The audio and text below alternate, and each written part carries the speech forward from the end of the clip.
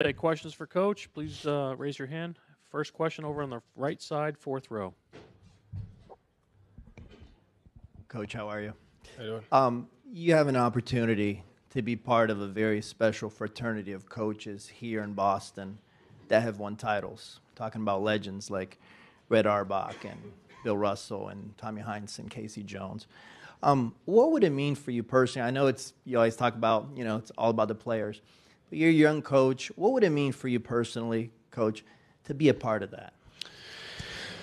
That'll never happen if you don't run back on defense, rebound, execute, and get to your spacing. It's the most important thing. Tim, here on your left, standing. You'd said the other day that Kristaps was making progress. He obviously went through that workout before the game. Over the last couple of days, has he continued to make progress? Is there hope he might be able to do a little bit more today? I haven't talked to him yet. We're going to talk about that before we start at 2. And so I'm not sure kind of where he's at, but he's trying. He's doing everything he can to try to put himself in position to be out there. I know that for sure. Simone here. Simone Sandri, Gazzetta dello Sport. You talked in the past about your different side of your upbringing. Can you talk about your Italian side and how that shaped the person and the coach that you became? Yeah, I mean, you're just made by all the experiences and the things that you have. So regardless of what I am, what I'm made from, first and foremost, my identity in Christ is the most important thing before any of all that. And then after that, it's about winning for the Boston Celtics and the process of winning, getting back on defense, playing hard, transition, rebounding, spacing, execution. Those things are the most important. John, on the left, fifth row.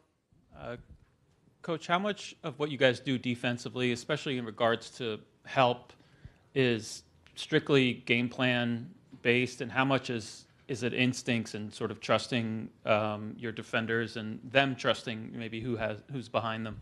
Yeah, I mean, there's it's a good question. Multiple layers to that. Obviously, there's game plan, execution, but that can change once the game begins. One side of the ball is heavily dictated by the other.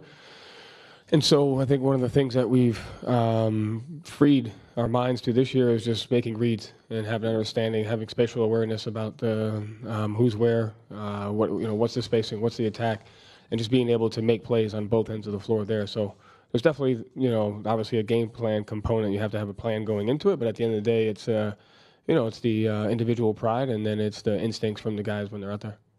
Gary in the middle. Watch from Boston Globe. What did you see from Game 4? It was such just a bizarre performance. The lack of not getting the 50-50 balls, them dominating the boards. It just seemed like you guys were a couple of steps slow, and it seemed like it was mental also. What did you take from that, and how can you kind of use that as motivation or a way to make adjustments in Game 5? Yeah. I mean, every game, regardless of how it goes, there's always stuff that you can learn from, and there's always stuff that you just kind of you don't learn from. So regardless, I think the most important thing is our process towards getting better has been the same, whether we've won or lost, whether we've won big or lost big. We've always tried to find the 10 or 12 possessions we can get better at and find the things that we did pretty well and how can we do those more. So just kept a consistent process towards our post-game retrieval and then how we grow at that heading into the next game. Back left. Guilherme Giovannone from ESPN Brazil. I saw Dallas increase the speed of their game in Game 4. Do you think control the rhythm of the game is one of the keys of the game? Yeah, I mean, that's when they're at their best, the team that dictates the pace dictates kind of the momentum and the opportunities. And so, yeah, I think that's definitely part of it is how can we dictate the pace of the game? How can we dictate the momentum of the game? And you can do that in different ways. Transition is obviously one of those, but there's other ways that you can do that as well. Bobby on the left side towards the back. Bobby Manning, CLNS Media. Joe, I know you said coming into the series, a lot of the adjustments here will be dictated by the points per possession, points per play, things like that. Was there any area in particular that their offense is going to kind of force you to adjust going forward based on what happened last game? I mean, it just depends. I think they played a well-balanced offensive game, from everybody. And, the game is connected. And so if you're not doing one thing well, going to something different may not always stop that. So just have to be open-minded. Every game takes on a life of its own, so we have the things that we can control, and then we have the things that we have to be ready to adjust to, kind of depending upon how, the game grows over the course of time. Front right, Shane. Hey, Joe, Shane Young Forbes. Derek always seems very, even-keeled for you guys. Just kind of curious what you think his stability, his calmness has given you guys this playoff run?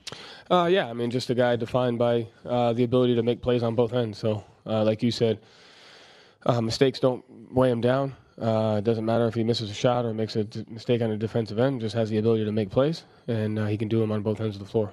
So just, that balance of impacting the game in different ways is crucial for us. Anyone with a final question? Last one here on the left side. Yeah, hi, Joe. Coach Joe, happy Father's Day. Thank you. Joe, I'm sorry if this was already asked, but was just to go back for a moment, was offensive execution a problem in the previous game? I know how you talk about the game's interconnected. Yeah. And at this point in the series, is it a battle of wills as much as anything? Yeah, definitely. I think, some of our defensive struggles came from our offensive struggles, no question, and vice versa. And so there's definitely some things we need to do better on the offensive end. What was the second question you had? It's a little bit of both. I think obviously that is, I would say, 1A. Is that the willpower, the mindset, the approach that you bring into it? And I think there are some tactical things that you have to do depending upon how the game is going, for sure. Yeah. Thank you, Coach. Thank you.